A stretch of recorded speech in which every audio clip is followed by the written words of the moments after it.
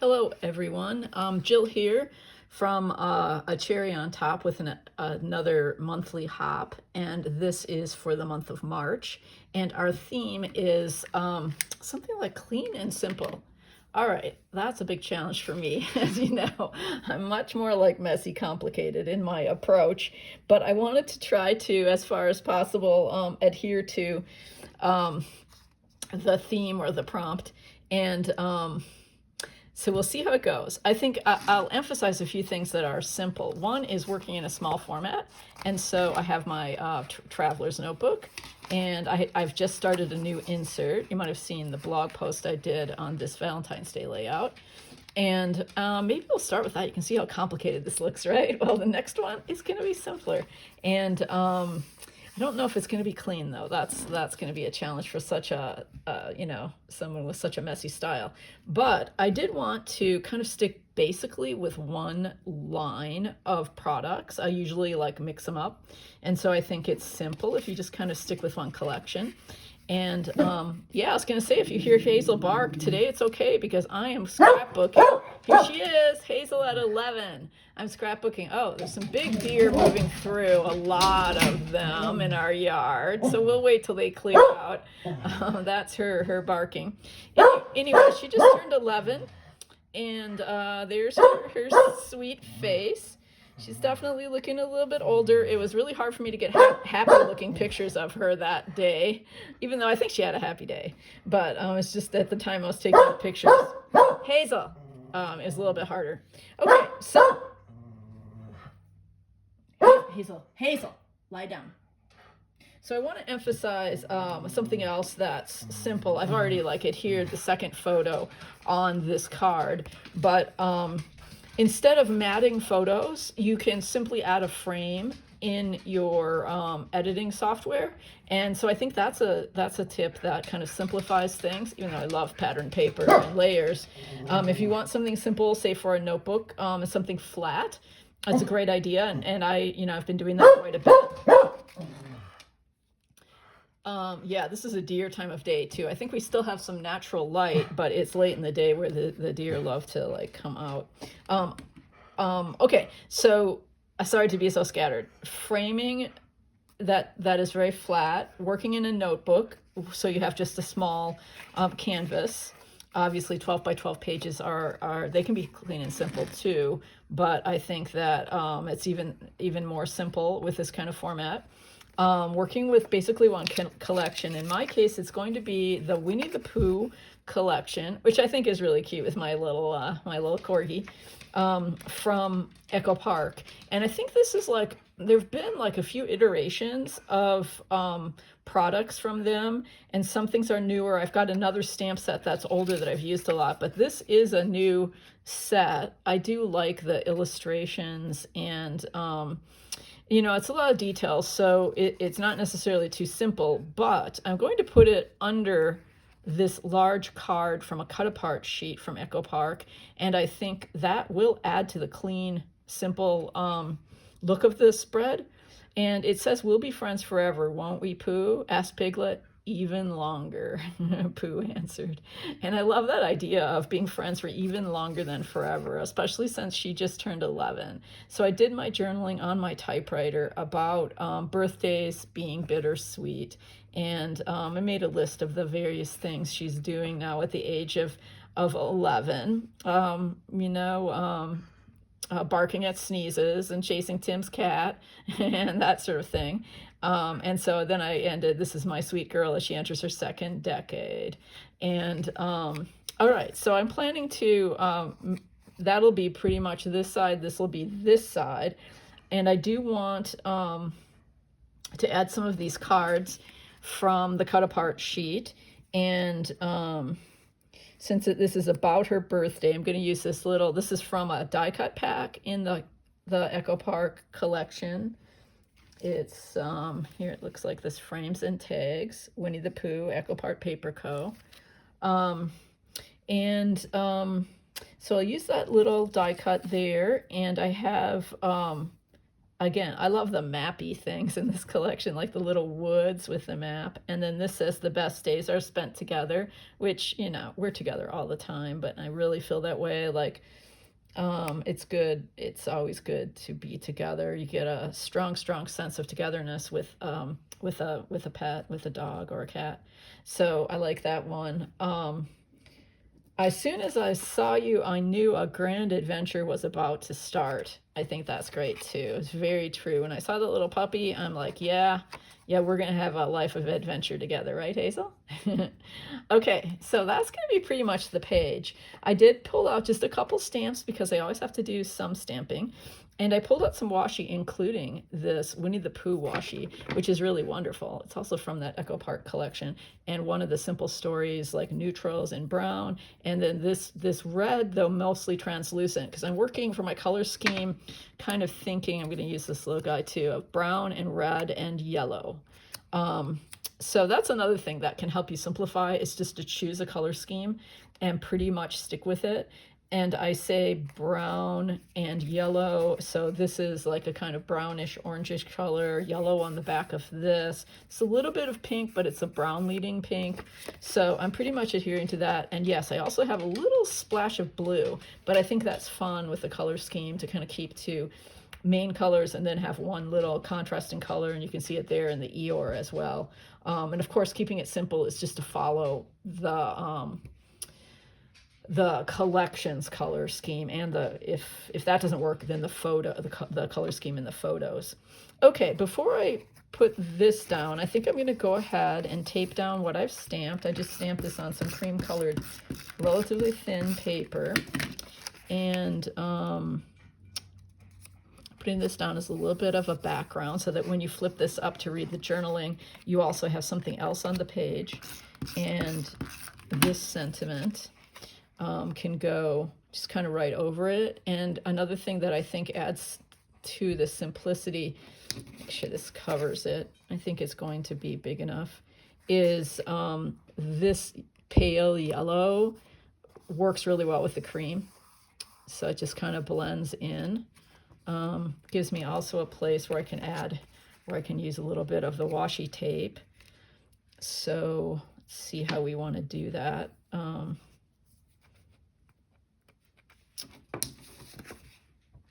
Again, I'm kind of wanting all of this to be covered up so we have a clean look on the surface.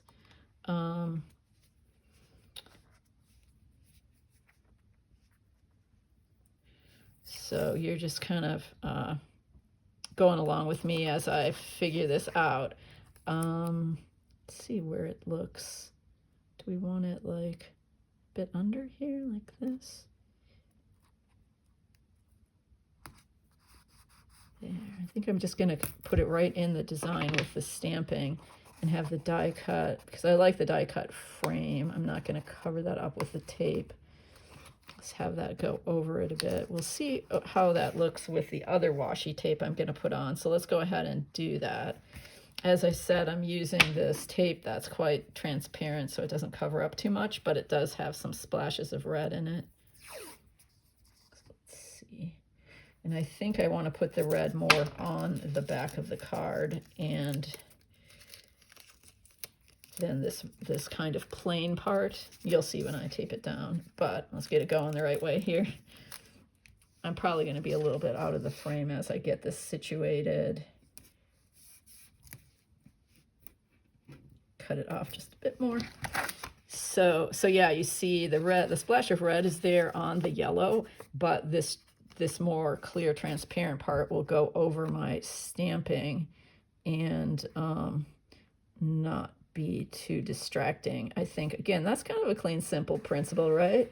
When you choose how to adhere your flip ups, give some thought to whether you want like absolutely clear washi tape or you want just a very minor design. And yeah, so I like the way that looks. For me, it's simple, but I know for some people it would look like kind of a lot of clutter here, but I love the visual interest. And there you've got a nice clean look when you cover it over. So let's work on this side. One other thing I wanted to do, which makes it a little less clean but a little more interesting in my opinion, is use this as a kind of tab to open the flip up. So I think once you put something like that on there, you can see that it's not stuck down all the way, and then you can see that it's an interactive element. Doesn't necessarily have to say open here or anything. I think just these little round die cuts are really cute for that purpose. Gives you make sure you don't have any, the way I did, had tape runner on the side so it actually glues it down. The nice thing about dot rollers is you can rub it off if you get it where you don't want it. So there. So we have a little, we have another photo, we have the journaling, and then a little more Winnie the Pooh imagery and sentiment underneath. But look, it's pretty darn clean and simple on the page. And then going to put her main picture, a little tape runner on it. Get this kind of up here like this.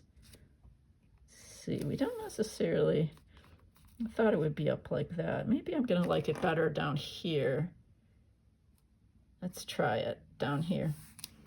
As I said, I had no design in mind. I could have chosen a clean and simple design, but we're just kind of making this up as we go along. The little oval that says Sweet Day. And then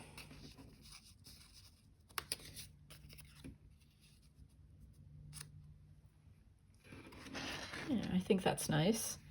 And we're doing a little bit of echoing what's under here, because it's like this scene. So when it's flipped up, both sides have a little bit of the woods, the 100-acre wood or whatever it's called in Winnie the Pooh. And then also characters with a little bit of a sentiment.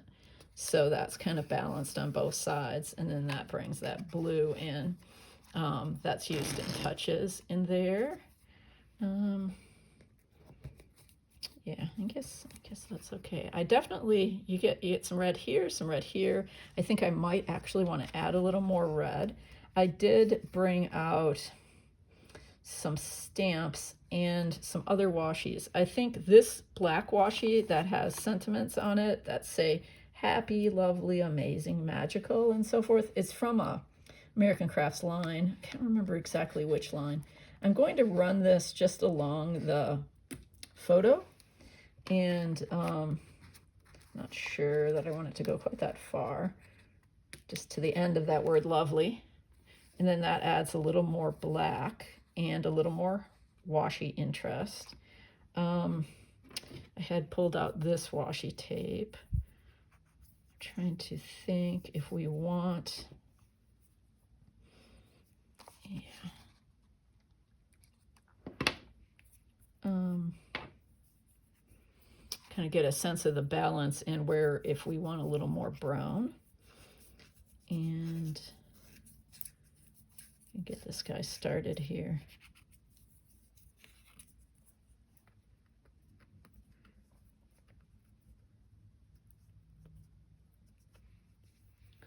Okay.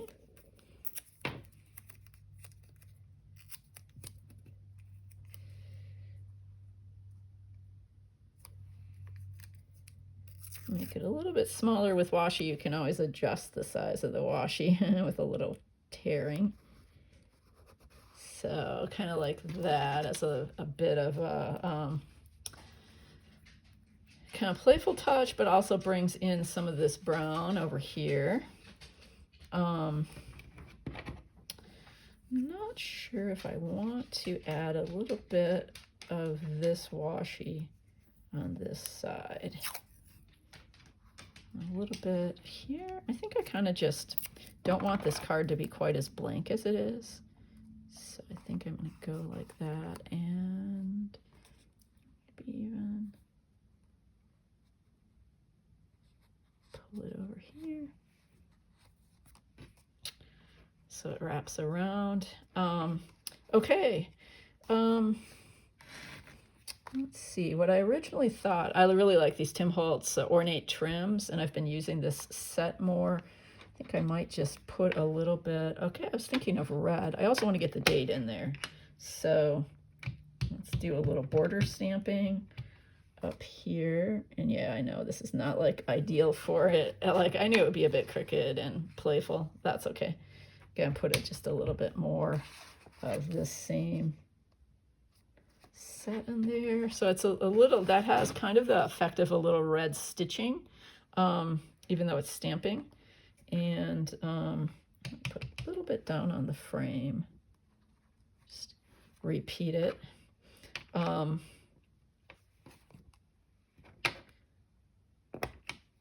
And again, I wanted a third area of red, so I think I'm going to go with a little on the front. Again, it's just a little touch, and it's done not in a clean and simple way, but a messy way. But again, I have to be who I am. Okay. And I also pulled these little sentiments from Noteworthy, a stamp set that I really, really love, also from Tim Holtz. And let's see where they fit in here. I think Love You would fit in really nicely on that side. And The Best Is Yet to Come down here. I'm going to take this out of the notebook so I have a little bit more of a sturdy stamping surface. And I might use this. The Best Is Yet to Come. I think I might try this Shea Butter Catherine Pooler ink. Yeah, there you go. That makes it a little subtle, not a little, maybe a little cleaner in that sense. But the Love You, I'm going to go ahead and put in this. This is Postbox Red from Ranger Archival. Go ahead and do this. And I might actually even do a little messy stamping again. I know it's supposed to be clean. Okay, good. And for my finishing touches, okay, you can see how this looks. To open it up, get the journaling, have another picture, have the little touches of red, and the color scheme that takes its lead from the product, the collection, the Winnie the Pooh collection. And yeah, I think that's pretty clean for me.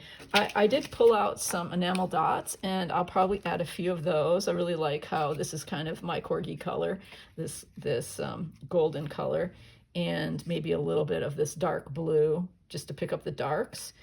And yeah, so I'll add a few of those, maybe just a few sequins, because I always have to have that. Oh, one other thing that I didn't do that I pulled out to do that I might take a minute to show you. Wherever I'm going to put those embellishments, I'm going to put a few of these heart. I got hearts in different sizes. I just pulled a few little acrylic stamps, stars and diamonds and so forth. And I might, I didn't pull out a blue, but I might finish with using a little bit of light blue stamping.